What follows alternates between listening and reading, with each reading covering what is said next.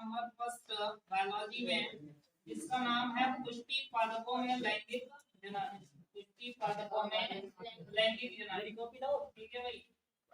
पादपों में लैंगिक जनन,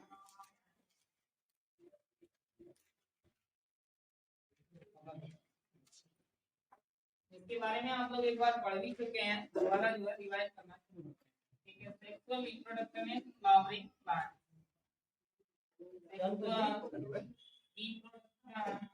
इन फ्लावरिंग प्लांट। देखिए जितने भी फ्लावरिंग प्लांट्स हैं, जितने भी पुष्पी पादप हैं, हम लोग केवल उनकी बात करेंगे। तो जिनमें पुष्प पाया जाता है, जिनमें पुष्प पाया जाता है, केवल उन्हीं पौधों की बात की जाएगी, और जिनमें पुष्प पाया जाता है उन्हें पुष्पी पादप कहा जाता है। और इनमें जो जनन होता है पुष्पी पादपों में, वो किसके द्वारा होता है? पुष्प के द्वारा होता है, और लैंगिक जनन होता है, लैंगिक जनन होता है। अब बात आती है जिनमें पुष्प नहीं पाया जाता उनमें किस प्रकार का जनन होता है, ठीक। तो जिनमें पुष्प नहीं पाया जाता उनमें जनन की दूसरी विधियां होती हैं, जैसे अलैंगिक जनन है या कायिक जनन, अलैंगिक जनन या कायिक जनन। तो ये विधियां पाई जा रही हैं, लेकिन जिनमें पुष्प पाया जा रहा है उनमें कौन सी जनन की विधि पाई जा रही है? लैंगिक जनन पाई जा रही है, ठीक। अब बात आती है लैंगिक जनन किसे कहा जा रहा है? पीछे हम रिवाइज कर चुके हैं एक बार, लेकिन पुनः जो देख लेते हैं। तो लैंगिक जनन का मतलब होता है, सेक्सुअल रिप्रोडक्शन का मतलब होता है कि जनन की वह विधि जिसमें, जनन की वह विधि जिसमें युग्मक निर्माण होता है, युग्मक निर्माण होता है, गैमीट फॉर्मेशन पाया जाएगा।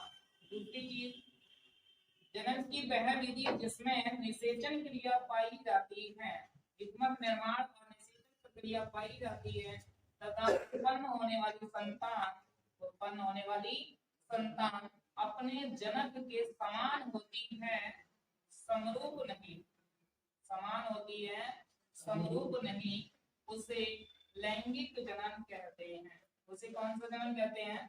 लैंगिक जनन कहते हैं। तो यही जनन हमें पढ़ना है किसमें? पुष्पी पादपों में पढ़ना है, ठीक है। तो जिनमें पुष्प पाया जाता है उन सभी पौधों को पुष्पी पादप कहते हैं, और उनमें लैंगिक जनन किस तरीके से होता है उस चीज को हमें पढ़ना है, ठीक। तो डिस्क्राइब करते हैं इस चीज के लिए और देखते हैं आखिर पुष्प में कौन कौन से भाग पाए जाते हैं। एक बार आप देख चुके हैं कि पुष्प में कौन कौन से भाग पाए जाते हैं, लेकिन फिर भी जो है दोबारा देख लेते हैं ये चीजों के लिए। तो देखिए पुष्प की जो संरचना होती है उसमें कौन कौन से पार्ट होंगे पुष्प की संरचना में। तो देखिए इस तरह से जो कोई भी पुष्प है, यदि इसकी संरचना हम बनाए तो उसमें ये पार्ट हमें नजर आते हैं। कौन कौन से हैं? तो एक एक करके बात करेंगे इसके बारे में। सबसे नीचे की तरफ यदि हम देखें हैं तो सबसे नीचे की तरफ यहाँ पर पाया जाता है पुष्प ग्रंथ। सबसे नीचे की तरफ क्या पाया जाएगा? पुष्प ग्रंथ। यहाँ पर वह संरचना जिसके द्वारा पुष्प किसी शाखा से जुड़ा होता है, वह संरचना जिसके द्वारा पुष्प किसी शाखा से जुड़ा होता है उसे पुष्प ग्रंथ या डंठल कहा जाता है। पुष्प ग्रंथ या डंठल कहा जाता है जिसके द्वारा पुष्प किसी भी शाखा से जुड़ा होता है। ऐसे पुष्प जिनमें पुष्प ग्रंथ पाया जाता है उन्हें साग्रंथ कहा जाता है, और जिनमें ऐसा पुष्प ग्रंथ नहीं पाया जाता उन्हें आग्रंथ कहा जाता है, ठीक। तो जिनमें ये डंठल पाया जाएगा वो साग्रंथ कहलाते हैं, और जिनमें डंठल नहीं पाया जाता है वो आग्रंथ कहलाते हैं। अब बात आती है पुष्प ग्रंथ के बाद दूसरा कौन सा पार्ट होता है? तो वह संरचना जहां से पुष्प के सभी भाग निकलते हैं उसे पुष्पासन कहा जाता है। वह संरचना जहां से पुष्प के सभी भाग निकलते हैं उसे पुष्पासन या थैलेमस कहा जाता है। अब पुष्पासन एक डिस्क जैसी संरचना होती है जहां से सभी पार्ट ओरिजिनेट होते हैं। जैसे यहाँ पर ये वाला पार्ट, यहीं से सभी पार्ट ओरिजिनेट होंगे। यदि हम देखें तो ये पुंकेसर वाला पार्ट है इस तरह से, इसी के साथ जो है यहीं से ओरिजिनेट होता है दलपुंज यहाँ, और इसी के साथ यहाँ पर व्यवस्थित रहता है वह है दलपुंज। दलपुंज और वह है दलपुंज साथ से व्यवस्थित रहते हैं। तो यहीं से सभी पार्ट निकल रहे हैं, यही संरचना से निकल रहे हैं, इसीलिए इसे पुष्पासन कहा जाता है। हम शब्दों में हम कह सकते हैं कि वह संरचना जहां से पुष्प अपना आसन लगाए बैठा रहता है उसी को पुष्पासन कहा जाता है। इसके बाद कौन सा पार्ट होता है? इसके पार्ट एक यहाँ पर ग्रीन कलर या हरे रंग की और संरचना पाई जाती है, उस संरचना को कहा जाता है सहपत्री। उस संरचना को कहा जाता है सहपत्री। अगर ये पाई जाएगी तो उस पुष्प को ब्रैक्टिएट कहा जाता है या सहपत्री कहा जाता है, और अगर नहीं पाई जाएगी तो उसे असहपत्री कहा जाता है या इब्रैक्टिएट कहा जाता है। ठीक, इसके आगे की तरफ यदि हम देखें तो यहाँ पर ग्रीन कलर की एक संरचना दिखाई देती है जिसे कहा जाता है बाह्य दलकुंज। बाह्य दलकुंज। ठीक, अब ये बाह्य दलकुंज जो होता है ग्रीन कलर की संरचना होती है पुष्प में सबसे नीचे की तरफ, जो आप देखेंगे सबसे नीचे की तरफ यदि आपको दिखाई देगी ग्रीन कलर की संरचना, तो कौन सी होती है? बाह्य दलकुंज होती है। अगर एक की बात करेंगे, सिंगल की बात करेंगे तो उसे बाह्य दल कहा जाता है। सिंगल के लिए क्या कहा जाएगा? बाह्य दल।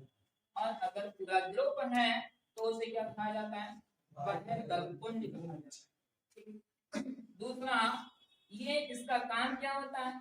ये पुष्प के सभी अंगों की सुरक्षा करने का कार्य करती है। तो बाह्य दलकुंज का काम क्या है? पुष्प के सभी अंगों की सुरक्षा करना। ठीक, दूसरा, इसके अंदर की तरफ यदि हम देखें तो एक और संरचना पाई जाती है जिसे दल या दलकुंज कहा जाता है। दल या दलकुंज कहा जाता है। अगर सिंगल की बात करेंगे तो दल कहलाएगा, पूरे ग्रुप की बात करेंगे तो दलकुंज कहलाता है। दलकुंज को आम शब्दों में यदि कहा जाए तो पंखुड़ियां, जो पंखुड़ियां होती हैं पुष्प में वही क्या कहलाती हैं? दल। अगर पंखुड़ियां एक से ज्यादा हैं तो दलकुंज, और अगर एक है तो दल कहलाता है। ठीक, ये दूसरा चक्र होता है या दूसरे नंबर पर यहाँ पर पाया जाता है।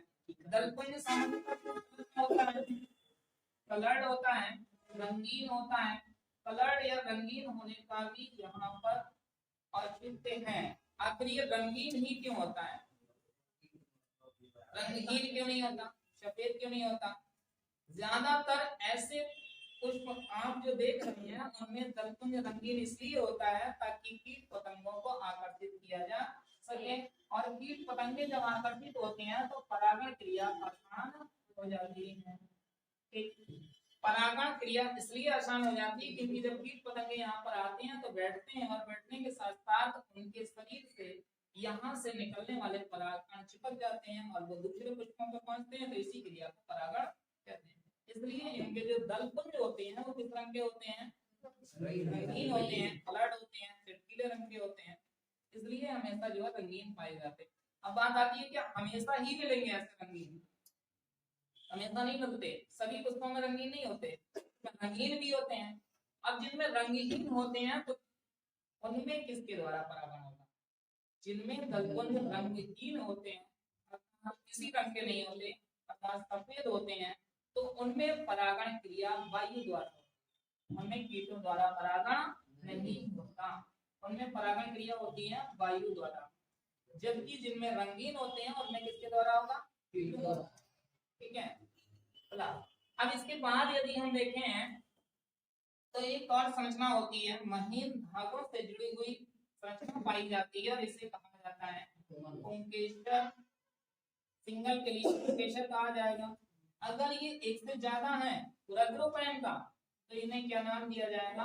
पुमंग नाम दिया जाएगा। और अगर सिंगल की बात करें तो क्या कहलाएगा? पुंकेसर या पुमंग को नर जनन अंग कहा जाता है। नर जनन अंग कहा जाता है, और इसकी जो इकाई होती है उसे स्टामेन कहा जाता है, उसे स्टामेन कहा जाता है। ये नर जनन अंग की तरह कार्य करेगी, इसकी संरचना हम लोग देखेंगे इसके बाद जो है विस्तार रूप में। इसके बाद यदि हम किसी भी पुष्प के सेंट्रल पार्ट में देखें, सबसे केंद्र में देखें, बीचों बीच में देखें, तो यहाँ पर एक मोटे गुटमुने जैसी संरचना पाई जाती है और जिसे क्या कहा जाता है? स्त्री केसर कहा जाता है। स्त्री केसर सिंगल के लिए कहा जाएगा, अगर एक से ज्यादा है तो क्या नाम दिया जाएगा? जायान। अगर एक से ज्यादा है तो जायान, और अगर सिंगल है तो स्त्री केसर कहलाता है। ठीक, स्त्री केसर मादा जनन अंग होता है, पुष्प का मादा जनन अंग होता है, इसे मादा जनन अंग कहते हैं। जबकि पुंकेसर या पुमंग को नर जननांग कहा जाता है। अब बात आती है ऐसा पुष्प जिसमें पुष्पासन, पुष्पग्रंथ, बाह्यदलपुंज, दलपुंज, पुंकेसर और स्त्रीकेसर सभी पार्ट पाए जाते हैं, उसे पूर्ण पुष्प कहते हैं। और अगर इनमें से एक भी पार्ट नहीं है, अर्थात एक भी कम है, तो उसे अपूर्ण पुष्प कहते हैं। पूर्ण पुष्प ने तब कहा जाएगा जब उसमें ये सभी पार्ट पाए जाते हैं। अगर एक भी कम है तो उसे क्या कहा जाएगा? अपूर्ण या इनकम्प्लीट का। इसके बाद यदि बात की जाए इसमें से, यदि आपसे पूछा जाए कि मुख्य जननांग कौन से हैं, मुख्य जननांग कौन से हैं, तो पुंकेसर और स्त्रीकेसर मुख्य जननांग कहलाते हैं, और बाकी ये जितने भी हैं ये सब जननांग कहलाते हैं। ठीक, तो ये तो होगा इसके पार्ट। ठीक है, अब यदि बात की जाए स्त्रीकेसर की इकाई क्या है, तो इसकी इकाई को कहते हैं कार्पेल या स्केल। कार्पेल या स्केल कहा जाता है इसकी इकाई। ठीक, अब हम लोगों के लिए पुष्प में दो पार्टों से मतलब है, खासकर कौन कौन से? नर जननांग और मादा जननांग, क्योंकि हम लोग लैंगिक जनन की बात करते हैं। ठीक है, तो लैंगिक जनन में दो ही पार्ट से मतलब है, ये तो सहायक है, सहायता करते रहेंगे। ठीक है, तो अब बात करेंगे हम लोग जो है पुंकेसर या पुमंग। ठीक है, तो पुष्प के पार्ट कितने होते हैं आपके सामने ही क्लियर हो गया होगा आपके लिए। ठीक है, इसके बाद हम लोग आगे बात करेंगे पुंकेसर या पुमंग।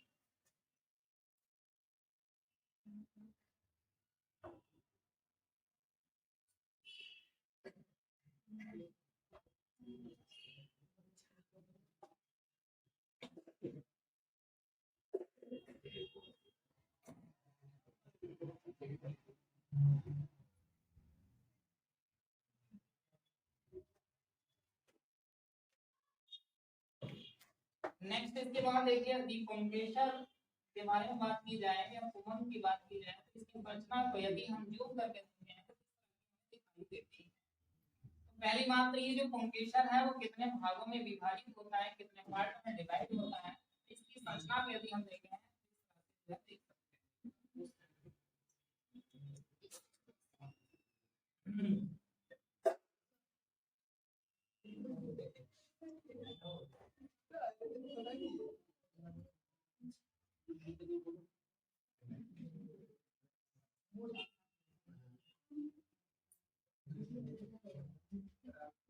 इस तरह से जो पुंकेसर होता है उसमें ऊपर की तरफ यदि हम देखें एक पार्ट पाया जाता है, और ऊपर की तरफ इस वाले पार्ट को कहा जाता है परागकोश या एंथर। इस वाले पार्ट को कहा जाता है परागकोश या एंथर कहते हैं। ठीक, अब यदि इसके नीचे की तरफ देखें तो पतले धागे जैसी संरचनाएं हमें दिखाई देती हैं।